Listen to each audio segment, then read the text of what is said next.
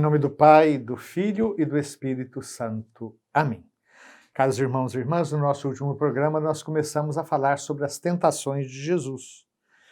De fato, os evangelhos falam desse tempo de solidão, de 40 dias no deserto, depois do batismo por João. Jesus foi conduzido pelo Espírito ao deserto. Já vimos o significado do deserto na Bíblia. O deserto é o lugar do perigo, da seca, da morte, dos escorpiões, dos ladrões. É o lugar da tentação. Mas também é o lugar do primeiro amor, o lugar onde Israel, durante 40 anos, foi se preparando para se tornar efetivamente o povo de Deus. Então, no final dessa permanência dos 40 dias no deserto, Satanás o tenta por 3 vezes, procurando questionar a sua atitude filial para com Deus. Jesus rechaça todas as tentações e o nosso catecismo lembra que essas tentações recapitulam as próprias tentações que Adão e Eva sofreram no paraíso e que o próprio Israel sofreu no deserto. São Lucas fala, no capítulo 4, versículo 13, que o diabo afasta-se dele até o tempo oportuno. O tempo oportuno virá no Horto das Oliveiras, o tempo oportuno virá na hora da cruz. E nós chegamos então ao parágrafo 539. Os evangelistas assinalam o sentido salvífico desse acontecimento misterioso, ou seja, como é que pode Jesus ser tentado? E o nosso catecismo lembra que Jesus é o novo Adão. De fato, essa é uma teologia muito cara a São Paulo, e São Lucas, na genealogia que ele traz de Jesus, também lembra um pouco dessa realidade. Jesus é o novo Adão. A vida verdadeira nos vem de Cristo e não do primeiro Adão. E, como segundo Adão, Jesus ficou fiel, enquanto que o primeiro Adão tinha caído na tentação. Então Jesus cumpre à perfeição a própria vocação de Israel, porque se nós vermos os livros do Antigo Testamento, existe uma insistência muito grande de que a própria posse da terra, o cumprimento das promessas, tinha também como contrapartida a fidelidade de Israel à lei. Jesus cumpre à perfeição a vocação de Israel. Então, contrariamente aos que provocaram outrora Deus durante 40 anos no deserto, Cristo se revela como servo de Deus, totalmente obediente à vontade divina. Inclusive o Salmo 95, que nós rezamos como salmo invitatório, salmo que convida à oração, lembra esse episódio, né?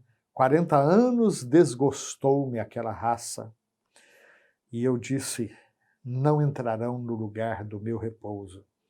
Cristo, ao contrário, se revela como servo de Deus, totalmente obediente à vontade divina.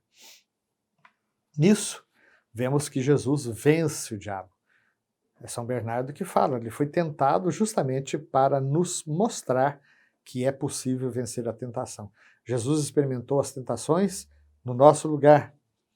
Então ele é vencedor do diabo. Existe uma passagem, uma parábola que Jesus conta, né, que se um homem forte está guardando a sua casa, um mais forte vem e o domina.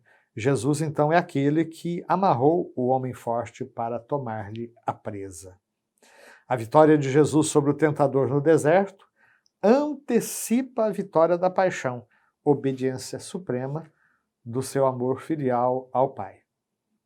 De fato, se São Lucas diz que depois das tentações o diabo se afastou dele até o momento oportuno, Jesus foi fiel no momento das tentações e foi fiel também no momento da paixão. Parágrafo 540.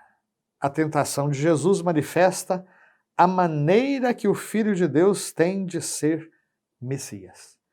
De fato, sabemos que, inclusive, em São Marcos existe o chamado segredo messiânico, porque Jesus, São Marcos, se preocupa muito, né, como Jesus insistia aos seus apóstolos e até aos demônios que não falassem que ele era o Messias, que ele era o ungido, o consagrado, o esperado, porque no seu tempo se esperavam Cristos, se esperavam Messias de maneiras muito diferentes.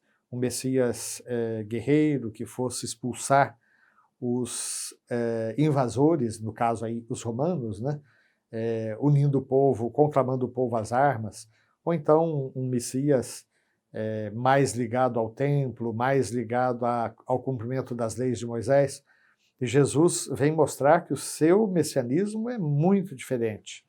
O exemplo mais claro está no lava-pés, quando ele, sendo rei, se abaixa e lava os pés dos seus discípulos. Mas nas tentações também, ao recusar as propostas do demônio, Jesus mostra de que maneira ele é Messias. De uma maneira oposta àquela que Satanás lhe propõe. E que os homens também desejam atribuir-lhe. Sabemos, por exemplo, que depois da multiplicação dos pães, o povo queria agarrar Jesus para fazê-lo rei. E ele se afasta da multidão, notando claramente que eles não tinham entendido a sua mensagem. É por isso que Cristo venceu o tentador por nós, no nosso lugar.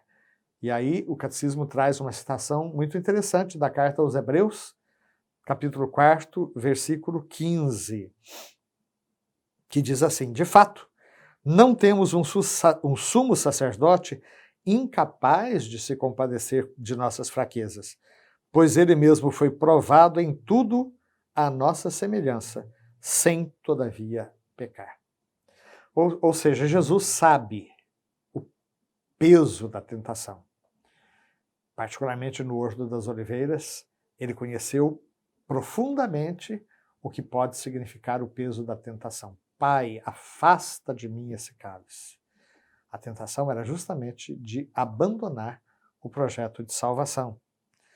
Então a igreja se une a cada ano durante a quaresma, né?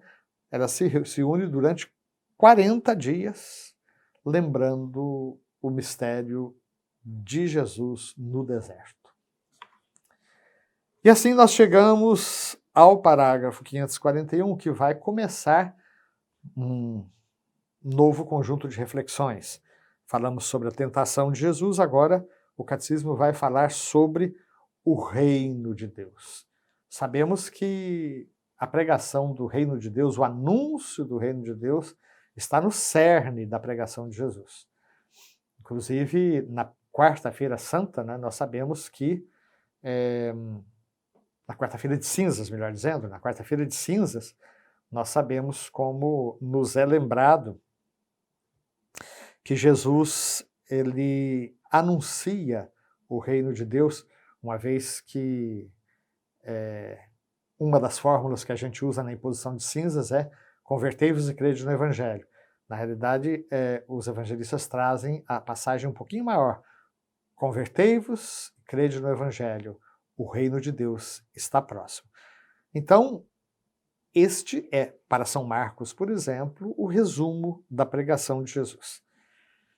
Depois que João foi preso, Jesus veio para a Galiléia, proclamando nestes termos o Evangelho de Deus. Completou-se o tempo, o reino de Deus está próximo, convertei-vos e crede no Evangelho. Marcos 1, capítulo 14, Marcos 1, versículos 14 e 15. Então, meus queridos, queremos acolher esse convite do Senhor, que, tendo sido tentado por nós, nos ensina a superar as tentações. E queremos também buscar essa conversão, centro do anúncio do seu Evangelho, na espera do reino definitivo. Queremos pedir à nossa Mamãe do Céu que nos acompanhe nessa caminhada, que o Senhor nos abençoe, nos livre de todo mal e nos conduza à vida eterna. Amém.